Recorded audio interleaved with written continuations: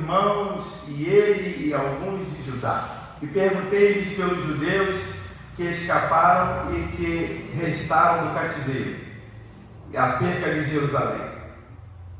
Verso 3. E disseram-me, os restantes que ficaram do cativeiro lá na província estão em grande miséria e desprezo, e o muro de Jerusalém é fendido e as suas portas queimadas a fogo.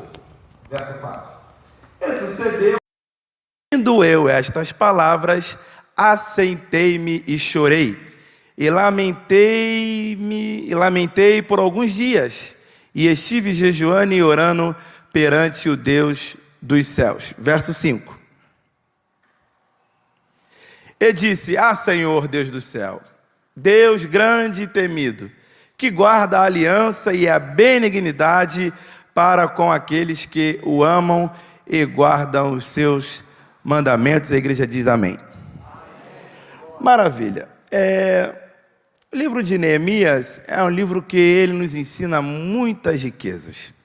Só o nosso pastor fez uma série de mensagens o nosso presidente fez uma série de mensagens sobre Neemias, aonde nós ali pudermos, nós nos orientamos acerca de muita coisa interessante que esse livro de Neemias nos traz. Mas no verso 4, por favor, Joãozinho, coloca o verso 4 aí, por favor. No verso 4, diz que: E sucedeu que, ouvindo eu estas palavras, assentei-me e chorei. Quando esse verso está dizendo isso para nós, quantas vezes nós não nos deparamos com essa situação? De você ouvir uma notícia, aí você se assenta, você reflete, você até chora por aquilo que você ouviu. Então, aqui com Neemias não está sendo diferente. Mas antes, o que Neemias ele era? Neemias era o copeiro do rei. Neemias era alguém que estava sempre disposto a servir o rei com excelência. Neemias, conjecturo eu, pastor Júlio, pastor Tiago, que ele deveria ser um cara muito alegre dentro do palácio. Muito alegre, porque está servindo o rei.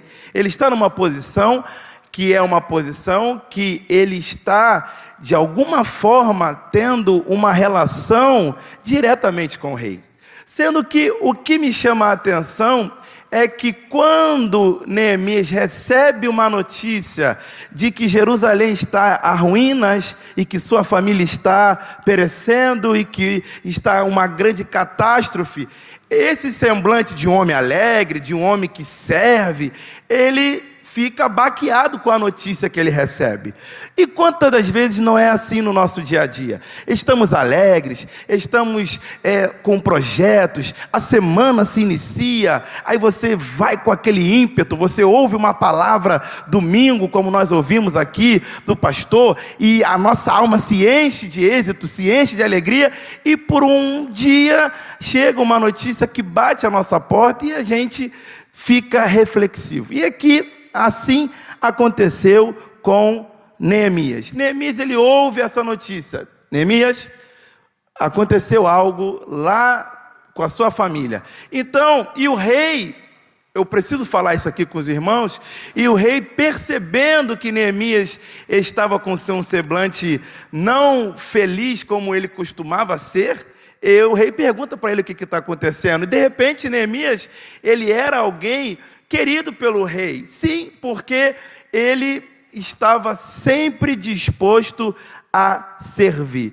Então, o que eu quero compartilhar com a igreja nesse momento, aqui, nessa introdução? Não sou pregador, quero só te ajudar a pensar algo para que a sua semana continue sendo uma semana de possibilidades.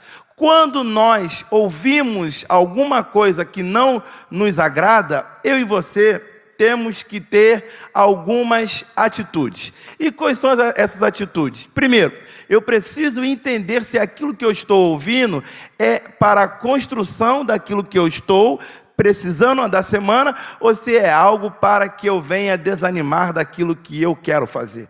Então, veja que nem tudo que nós ouvimos é para que eu e você venhamos a finalizar aquilo que nós estamos com a intenção de fazer. Pelo contrário, às vezes ouvimos coisas que, puxa vida, isso que eu ouvi não está dentro da conexão para o que eu quero. Mas isso não é para te desestabilizar, é para que você ainda mais se encoraje, para que você continue acreditando, para que você vá em busca, que você vai conseguir realizar aquilo que já está proposto no teu coração. Então, Neemias é alguém que está ouvindo, ele se assenta, ele chora, ele se lamenta, mas ele faz duas coisas extraordinárias que eu e você, como cristãos, precisamos fazer todos os dias, que é estar em oração e, se possível, jejuarmos também. Pastor, mas isso eu tenho que fazer o jejum de Daniel? Eu tenho que fazer o jejum de Cristo? Fique à vontade, não. Mas pelo menos você precisa entender que a sua vida precisa ser uma vida baseada em oração. Mas a oração é você estando indo para o seu trabalho. A sua oração é uma oração você ali fazendo os seus mais diversos afazeres no seu dia a dia. Mas precisamos estar em oração. Precisamos estar crendo que Deus está no controle de todas as coisas e de todas as situações que estamos passando ou enfrentando. Então, por que a oração? Porque a oração ela é a base para uma vida cristã vitoriosa. Porque o que é um crente sem a oração? O que seríamos de nós se não fosse a oração? A oração é algo que nos conecta direto ao Senhor. Então a oração vai fazer com que eu e você tenhamos uma vida que vamos enfrentar o que tivermos que enfrentar, mas a nossa base está estruturada porque eu e você somos alguém de oração. Pastor, mas a oração, eu preciso ficar internado lá no monte? Não, não é isso. É você fazer da sua vida uma vida de adoração ao Senhor.